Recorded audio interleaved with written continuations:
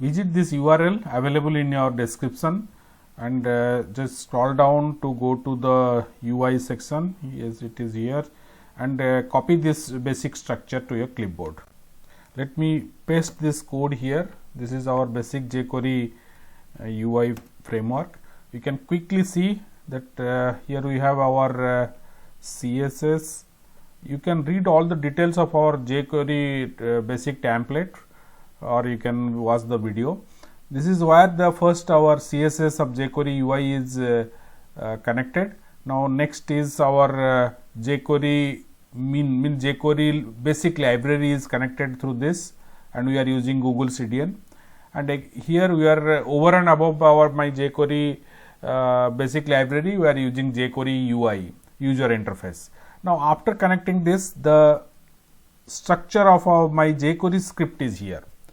This is a standard template we will be using for all our jQuery UI codes. So we will write our code within this. We will first add our HTML element. This is the input element. Type is equal to text. ID is equal to, you can date picker.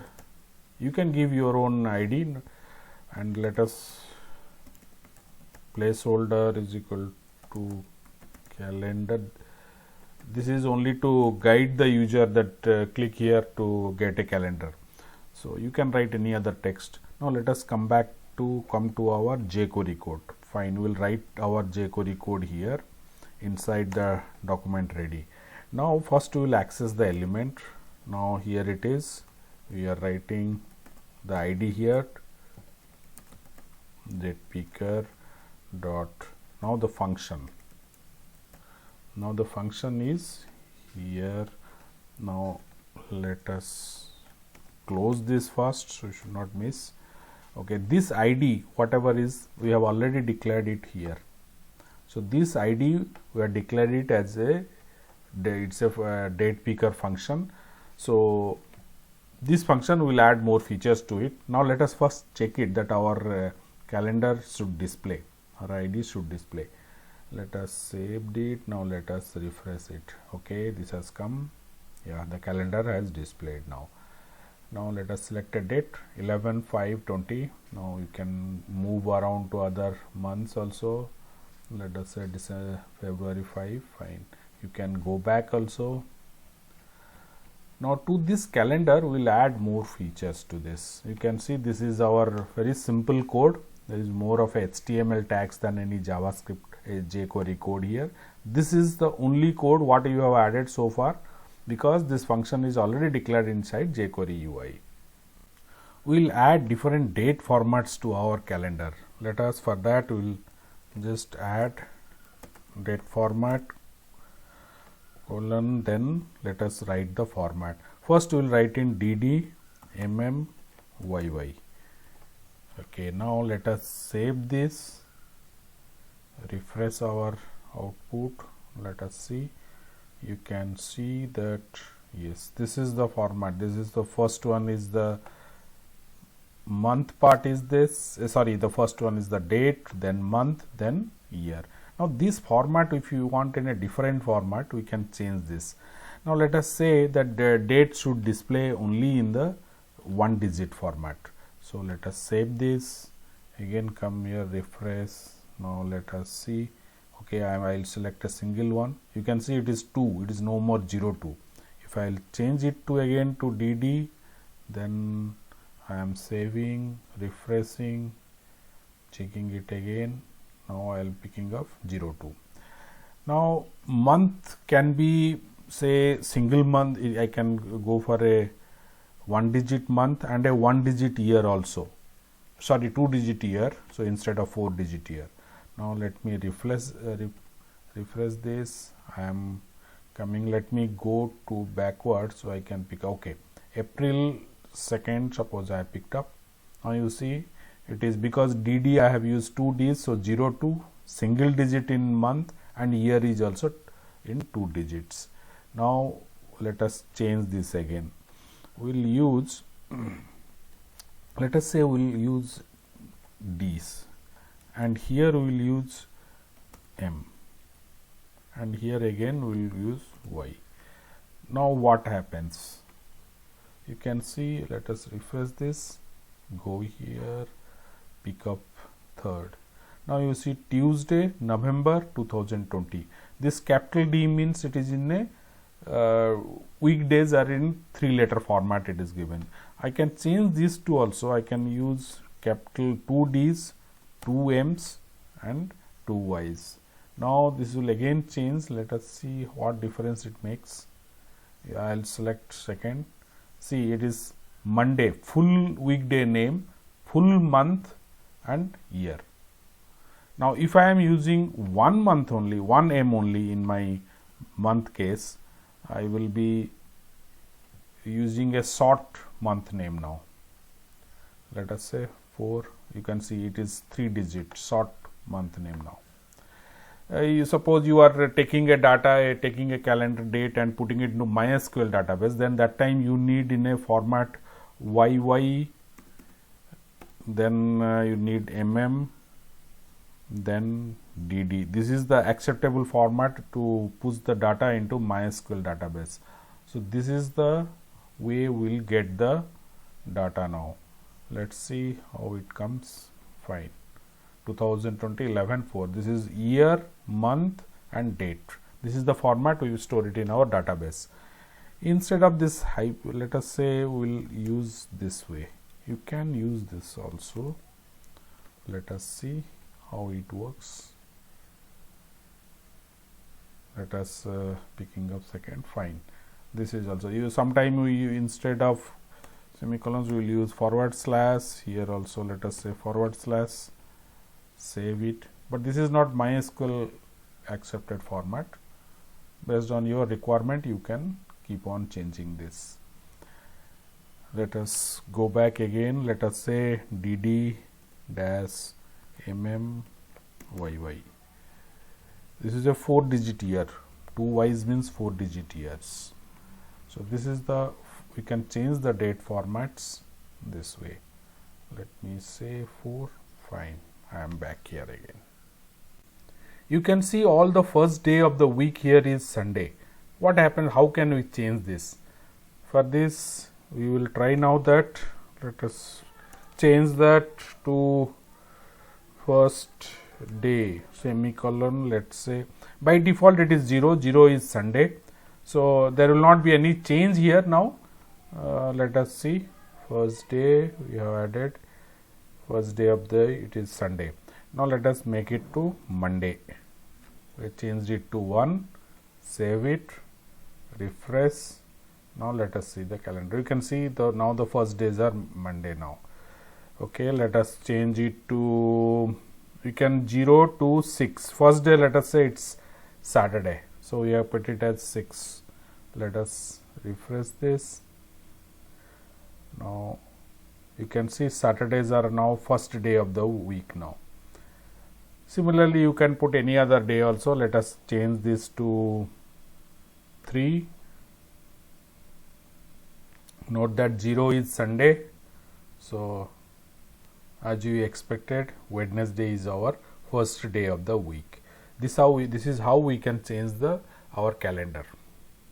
Let us remove the first day selection. We'll go back to the default Sunday as the first day of the week. We'll give the option to change the month and year by the user. So this will help in going over a range of year and month. Now let us change year as true. Fine. Now let us see how this reflects. Saved, refreshed. Now you can see that we have a drop down now, which allows any month to go, or even the year part also we can shift to any year. Now let us say now we'll fix the range of the years now. So year range, let us first try that we will go back minus 15 years from today. So that will be our range. Let's put 0 here. Okay, now this is the year range. Let us refresh see the, okay, you can see we can go back from 2005 to 20. Now let us change this one. we will go to let us say plus side will move. Now we will make this as from current date we are moving 10-year ahead. So plus 10 years user can select from current year. Now let us replace this, see the, yes, 2020 we can go up to 2030 because 10-year plus. Now let us change it to 5-year minus, means previous 5-year and plus 10 year. Let us see how it works now. See the range now 20 by default, but you can go backward 5-year and forward 10 years. We can also change the range by, suppose this is all relative to the current year. Suppose we don't have that facility. Now we want a range to be given, say 1990 to 2015. Now this way also we can give 1990 fine 2015 year range. We can, let us see how it changes. 1990 and this ends with, you can see there is, okay, one more 2015 is there below this. Or let us reduce the range to 2000, 10 years. Refresh this, we can see 90 to 2000. This way we can change the year range also. Now let us understand the concept of maximum and minimum date. These are the dates beyond which the user are not allowed to select. So let us say max date is equal to, say we allow only to select up to today. You can go back, but you cannot go beyond today's date. So let us save this. Max date we have set it to today's date by 0. Now let us go. You can see up to today you can select 3rd, but you cannot select anything beyond that. Okay, so I can go back in the month also. I can go back here, I can come forward again, but I cannot go beyond this date. Now let us say this is maximum date is, we'll remove this and we'll say you can go another 1 week. Let us say it 1 week. So 1W. Now the maximum date will change. It will be, these are all relative to the current date. So from today we can maximum go 1 week. So up to, these are all up, we can select up to this point. Beyond that we cannot select. Now let us say 11th we cannot select, it is disabled beyond that. Now let us say maximum date is given. Now let me go back to a minimum date. Let me first start with min date. Minimum date also I can set it, let us say minus 1 week. So now maximum and minimum both are set. Minimum date is minus 1 week. Now in this case I can move within a band of 1 week from today. So this is the maximum I can select up to 10th. Backward let us see up to 27th. Beyond that I am not allowed. It is, these are all disabled. So I can select up to 27th only. Now let us see, similarly let us change the maximum date now. Let us say maximum date is 1 month. I will make it 1 month. So let me save it, refresh it. See, I can go up to this month, next month also I can reach up to 3rd. I am not allowed to go beyond, all are disabled here. So let us say 1 month and I will just add plus, let us say another 10 days we will add to this. Let us see how this works.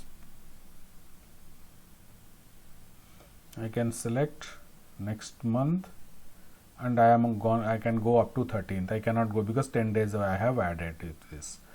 Now let us say we will change it that I can add up to 1 year. 1 year and 10 days. 1 year 10 days I can, maximum I can go. So let us see how it works. Now November, December, January, all I can select. You can see these are enabled and it is allowing me up to 13th only, 10 days only it is allowing, and 14th is disabled of next year. This is 1 year it has allowed me up 2021, and up to 3 days it has allowed me. Or I can put it that you allow me the maximum selection be another 2 weeks after 1 year. So 1 year plus 2 weeks, that is the maximum date. Now let me refresh this. Let's see, November. I can select all this, January, November. Now 2 weeks from this. So 3rd 1 week, 2 week. Beyond that 18th I cannot select. So this is the last selection I can do. So this is how I can use the plus one. I can go by same concept I can use for minimum also. I can, let us say, another minus, let's say minus 1 month. Minus 1 month, 1 week is my minimum date. Let us see how this works. Now here I am. I can go back one week, so there are some more days in the September also allowed. So beyond this it is not allowing me to go. I can use directly any calendar date as maximum date also. Let us use 31st December 2020 as this is the maximum date. So let us save this, refresh. Let us go to November, December. It will not allow me to go to any other date. I can fix it also to, let us say, it will, let us make it 25. So up to 25th of December is I am allowed to select. So let us check this.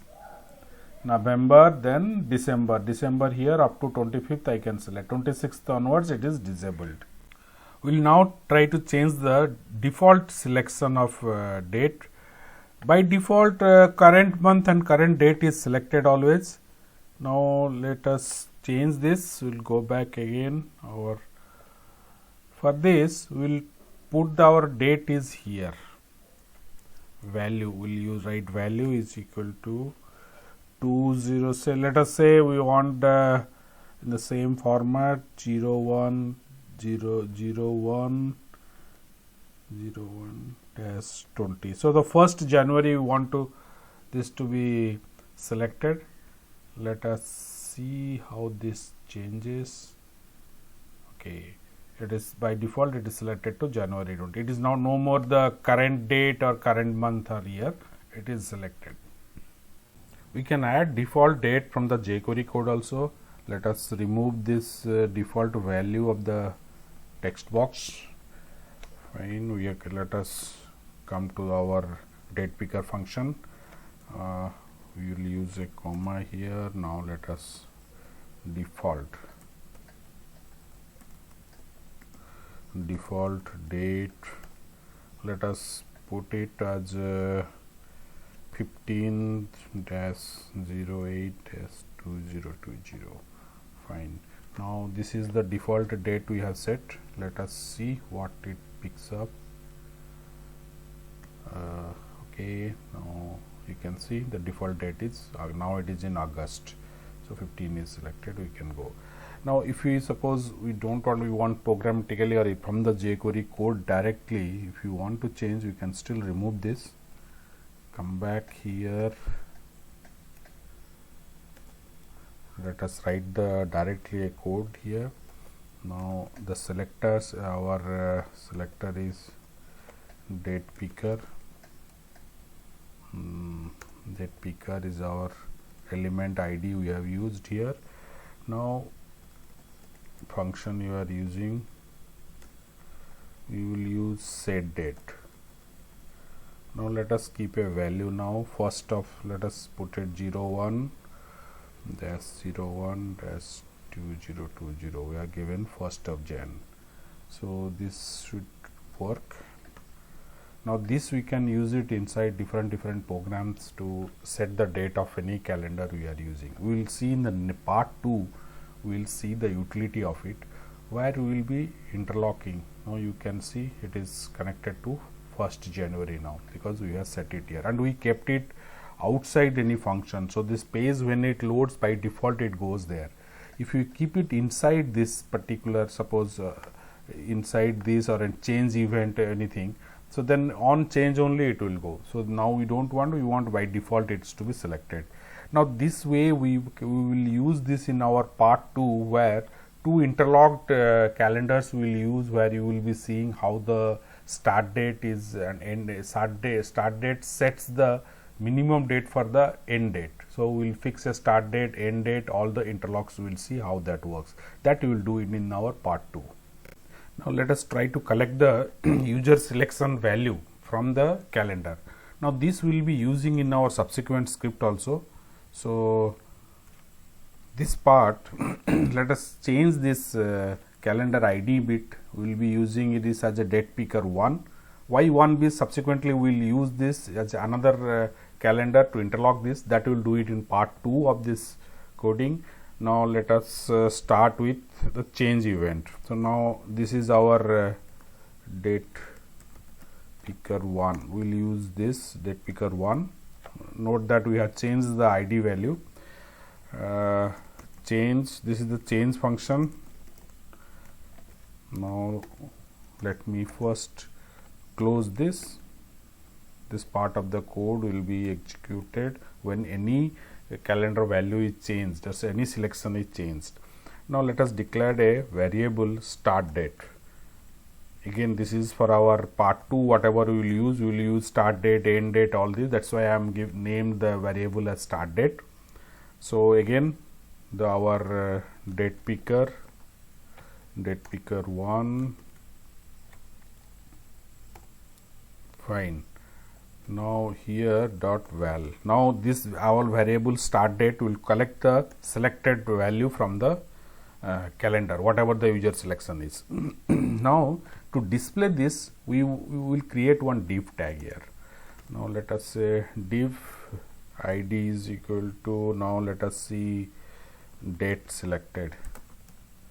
So this is our div tag here. Let us add one line break. So this will within this div will be displaying the selected value of the user. What user selects, we will try to display it here. Now let us write the code for displaying.